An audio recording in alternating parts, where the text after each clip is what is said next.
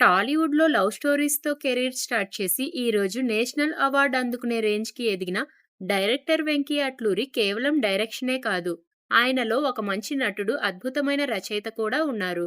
Venky Atluri interesting సినీ journey వివరాలు ఈ వీడియోలో తెలుసుకుందాం. చాలా మందికి వెంకీ అట్లూరి కేవలం డైరెక్టర్‌గానే తెలుసు. కానీ ఆయన తన కెరీర్‌ను నటుడిగా స్టార్ట్ చేశారు. 2007లో 'జ్ఞాపకం' సినిమాతో హీరోగా మారారు. ఆ తర్వాత 2010లో వచ్చిన యూత్‌ఫుల్ హిట్ 'స్నేహగీతం' సినిమాలో ఒక ఇంపార్టెంట్ రోల్ ప్లే చేశారు. నటనతో పాటు 'Kerintha', 'it's my love story' వంటి సినిమాలకు డైలాగ్స్ మరియు స్క్రిప్ట్ రైటర్‌గా పనిచేసి మెగాఫోన్ పట్టడానికి తన రైటింగ్ స్కిల్స్‌ను పదును పెట్టుకున్నారు. ఇక 2018లో వరుణ్ తేజ్, రాశీ ఖన్నాలతో ఆయన తెరకెక్కించిన 'తొలి ప్రేమ' సినిమా బాక్సాఫీస్ వద్ద సూపర్ హిట్‌గా నిలిచింది.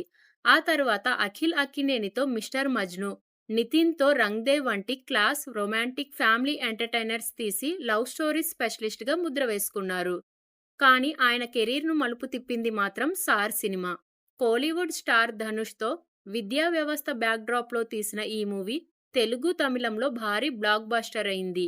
ఆ తర్వాత దుల్కర్ సల్మాన్‌తో బ్యాంకింగ్ స్కామ్ బ్యాక్‌డ్రాప్‌లో వచ్చిన 'లక్కీ భాస్కర్' సినిమా ఆయనను మరో మెట్టు ఎక్కించింది.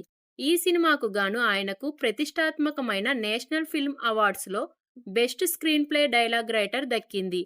రీసెంట్‌గా సూర్యతో 'విశ్వనాథ్ అండ్ సన్స్' సినిమాతో కూడా మంచి విజయాన్ని అందుకున్నారు.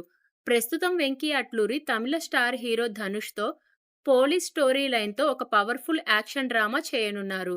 సిద్ధు జొన్నలగడ్డతో ఒక వెబ్ సిరీస్, అలాగే నేచురల్ స్టార్ నానితో కూడా ఒక సినిమా చేయడానికి చర్చలు జరుగుతున్నాయి. చూశారుగా, చిన్న నటుడిగా ప్రయాణం మొదలుపెట్టి ఈరోజు నేషనల్ అవార్డ్ విన్నింగ్ డైరెక్టర్‌గా ఎదిగిన వెంకీ అట్లూరి జర్నీ నిజంగా గ్రేట్ కదా! మరి ఆయన సినిమాల్లో మీకు బాగా నచ్చిన సినిమా ఏదో కామెంట్ చేయండి.